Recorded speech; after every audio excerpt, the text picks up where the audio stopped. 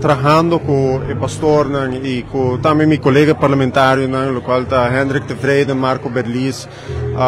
Ricky Hook, Darlene Guides Erasmus, Alvin Molina, que también tiene nuestro trabajo, hobby estrecho, arriba a cuestión de matrimonio, tanto para lo cual está bei en casación, tur esfuerzo para, vinco firma esfuerzo para percurar com nós tem reunião,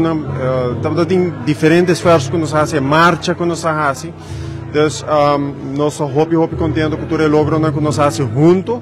e me espera também que nós continuar o esforço aqui de trabalhar junto para assim promover norma e valor do país aqui e gosto aqui essa plataforma também de luta para reforma, então plataforma onde que nós quer de norma e valor tradicional, nós quer de respeito, de responsabilidade, de trabalho duro e norma e valor cristão católico do país aqui, essa coisa que nós vamos promover e essa é uma plataforma onde que nós está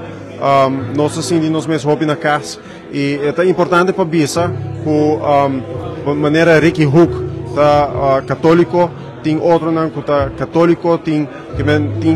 protestante tem outro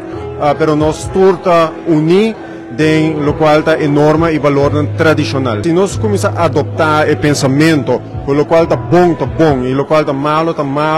e ora você vai ter cambio de maneira que nós governar o país que você vai ter cambio também de maneira que o parlamentário também vota, porque não vai votar simplesmente a base de color, mas vai votar a base se algo está bom para Aruba ou se não está bom para Aruba. E não nos vai. Esse é o bem-estar geral, esse é o qual nos serve para o país aqui.